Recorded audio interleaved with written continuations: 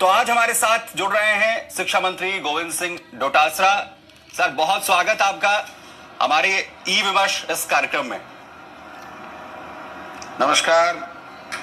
डोटासरा साहब, क्योंकि आपको जाहिर है जितनी मुश्किल वक्त है, इस मुश्किल वक्त में सरकार लगातार काम कर रही है और खासतौर पर राजस्थान सरकार की अगर बात करें तो जिस तरीके के इनिशिएटिव्स लिए गए, कदम उठाए गए, उसकी चारों तरफ सराहना हो रही है।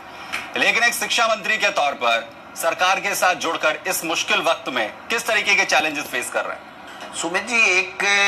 हर व्यक्ति का एक सपना होता है कि अपने बच्चे को आगे बढ़ाए, अच्छी शिक्षा दे, वो अच्छे ऊंचे मुकाम पे पहुंचे। तो उसको लेकर के अब जब कोरोना आया तो निश्चित रूप से उसके स्वास्थ्य के प्रति भी उसकी चिंता हुई और उसकी जो पढ़ाई बाधित हुई बच्चे की, उसको लेकर के भी उसकी बड़ी चिंता हुई और भविष्य को लेकर के बहुत चिंतित हुआ। तो हम सब की जिम्मेदारी बनी, हमारी सरकार की जिम्मेदारी बनी कि हम कैसे उनके भविष्य को संवार सकें,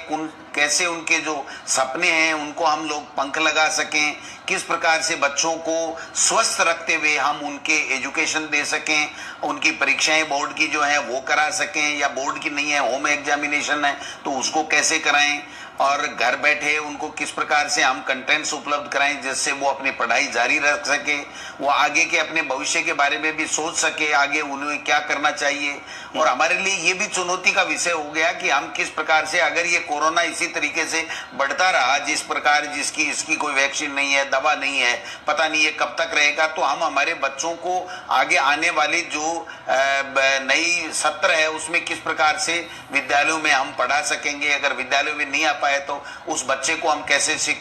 शिक्षा दे करके उसका भविष्य को संवारने का काम करेंगे, ये सब चीजें थी। तो इसमें माननीय मुख्यमंत्री जी अपने स्तर से लगे हुए थे, हम हमारे स्तर पे से लगे हुए थे और हमने उनकी एग्जाम जितनी हो गई उतनी हो गई। बाकी जो होम एग्जामिनेशन है उनको हमने क्रमोन्नत करने का काम किया। 10वीं और 12वीं की बोर्ड की एग्जाम्स हैं उनको एक बार हमने स्थगित किया, और जो बच्चे घर पे रहने लग गए उनको घर में रखने के लिए हमने स्माइल प्रोजेक्ट हमारे शिक्षा विभाग की तरफ से तैयार किया और व्हाट्सएप ग्रुप से उनके अभिभावकों को, बच्चों को, टीचर्स को जोड़ करके उनको कंटेंट्स उपलब्ध कराए, उनको पाठ्य सामग्री, जो पाठ्यक्रम की सामग्री है वो उपलब्ध कराई जिससे वो अपनी पढ़ाई जारी रख सके और आने वाले समय में उसके जीवन में उसमें काम में आ सके। तो इस दिशा में हमने एक और नवाचार करने की चेष्टा की कि हम दूरदर्शन और आकाशवाणी जो हमारे पब्लिक सेक्टर के उपक्रम हैं उनके माध्यम से हम निःशुल्क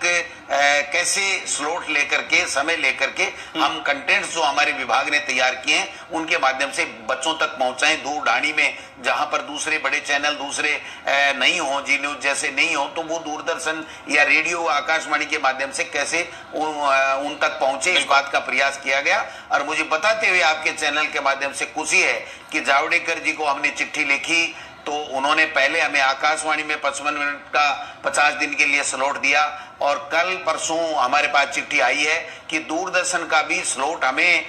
2-2.5 घंटे के लिए वो दे रहे हैं। इसमें थोड़ा सा नॉमिनल चार्जेस हमसे लेंगे, वो हमने हाँ भर दी है कि वो नॉमिनल चार्जेस बच्चों की पढ़ाई के लिए हम दे देंगे। तो मैं समझता हूँ जो हमको चाहे स्माइल प्रोजेक्ट के माध्यम से हो, चाहे आकाशवाणी के माध्यम से हो, चाहे हमें इस तरीके से दूरदर्शन के माध्यम से हो, चाहे हमारा जो पाठ्यक्रम है 1 से लेकर 12 तक का उसको साला दर्पण के ऊपर हमने ऑनलाइन कर दिया। वो लिंक में जाकर के साला दर्पण खोल करके अपने पाठ्यक्रम को पढ़ सकता है, पुराना भी देख सकता है, आने वाले समय में जुलाई से कौन सा पाठ्यक्रम होगा, उसकी क्या किताबें, क्या बुक्स होंगी, उसको वो देख सकता है। राजीव गांधी जो कैरियर गाइडेंस पोर्टल हमारा है उसके माध्यम से उसको भविष्य में 14 देशों की जानकारी, कहाँ कौन से विषय में 12वीं पास करके वो कौन सी यूनिवर्सिटी में जाए, कौन सी कॉलेज में जाए, कौन सा सब्जेक्ट उसके लिए ठीक है, कौन से वहां पर कॉलेज में कौन सा कितना अनुदान मिलता है, छात्रवृत्ति मिलती है, कितनी रियायत उसको मिलती है, ये सब चीजें वो देख सके। तो मैं समझता हूँ इस दिशा में हम लोग लगे हुए हैं और हमारे शिक्षक जो निश्चित रूप से इस कोरोना महामारी में अपनी जी जान से लगे हुए हैं, पूरी मुस्तैदी के साथ में ड्यूटी दे रहे हैं। 3.5 लाख के लगभग शिक्षक हमारे हैं, वो कोरोना ड्यूटी भी दे रहे हैं और ई कंटेंट्स तैयार करके हमारे बच्चों को,